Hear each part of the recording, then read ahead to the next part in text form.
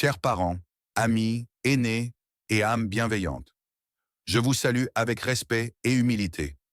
Je m'appelle Michel, j'ai 35 ans, et je partage ma vie avec Josiane, 31 ans, ma femme et la mère de nos deux enfants. Si je prends la plume aujourd'hui, c'est pour ouvrir mon cœur et solliciter vos lumières. Mon mariage, jadis un havre de complicité, est devenu une mer d'incertitude où je me noie, seul, face à un dilemme intime qui me ronge. Chaque matin, je quitte notre maison, une bâtisse modeste mais chaleureuse, où flotte encore l'odeur du café frais que Josiane prépare. Le chant joyeux de ma femme, ses rires légers et ses tapes rythmées sur la table me réveillent, comme une mélodie douce amère. Elle me salue, un sourire éclatant aux lèvres, et je pars au travail, le cœur gonflé d'un mélange d'espoir et de résignation. La journée s'écoule, rythmée par le cliquetis des machines au bureau et les conversations banales avec mes collègues. À 19 heures, je rentre, épuisé, les épaules lourdes, espérant un moment de tendresse, un échange qui me rappellerait pourquoi nous nous sommes choisis. Mais dès que la nuit s'annonce, l'atmosphère change. Josiane, si radieuse le matin, se transforme. Une plainte sourde s'élève, comme un mur invisible entre nous. Elle évoque des maux de tête, des douleurs aux oreilles, des élancements dans les dents. Sa voix d'ordinaire si douce se teinte d'une lassitude exagérée. La fatigue, dit-elle, l'accable.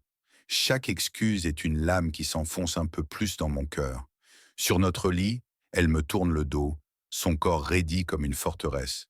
Le froissement des draps, son souffle régulier mais distant, tout me rappelle qu'elle s'éloigne. Je lui ai reproché cette froideur, maintes fois, mais mes mots glissent sur elle comme la pluie sur une vitre. Je fais tout pour elle. Je veille à ce que rien ne manque à la maison.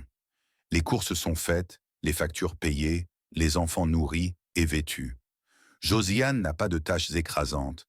Elle prend soin de notre foyer, comme tant de femmes le font, avec cette grâce naturelle qui m'a autrefois séduit. Moi, ma vie est une ligne monotone. Maison, travail, maison. Pas d'amis, pas de sorties, pas de distractions. Je me consacre à ma famille, corps et âme, offrant à Josiane tout ce que je peux, même le superflu quand mes moyens le permettent. Pourtant, de son côté, l'intimité que je recherche, ce lien charnel qui soude un couple, m'est refusé. Dans un mois, je compte sur les doigts d'une main les moments où nous nous retrouvons, et même alors, c'est comme si je la forçais. Chaque étreinte ressemble à une bataille, un combat où je perds un peu plus de ma dignité. J'ai tenté le dialogue avec patience, avec tendresse. Je lui ai murmuré des mots d'amour, espérant raviver la flamme, mais elle reste de marbre.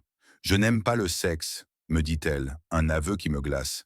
Elle promet de m'avertir quand elle en aura envie, comme si j'étais un étranger mendiant son affection. Ces mots, prononcés avec une nonchalance qui me blesse, contrastent avec les souvenirs de nos débuts, où la passion coulait entre nous comme une rivière vive. J'ai même, dans ma détresse, demandé pardon pour avoir osé désirer ma propre femme. Pathétique, peut-être, mais je refuse de me perdre dans des chemins sombres.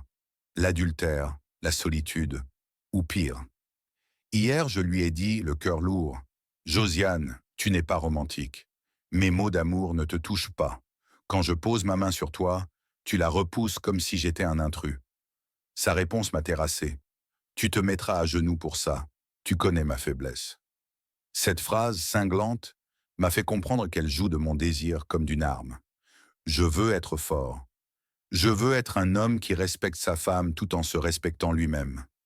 On dit qu'une femme est une reine, mais comment honorer celle qui me prive de ce que je lui donne sans compter? Je vous implore, vous qui avez traversé les tempêtes du mariage, de me guider. Que faire pour raviver notre lien? Comment retrouver l'équilibre dans ce foyer où l'amour semble s'étioler? Aidez-moi à ne pas sombrer, à redevenir un homme, un mari, un père entier. Avec espoir, Michel. À la prochaine pour une autre confidence. Secret partagé.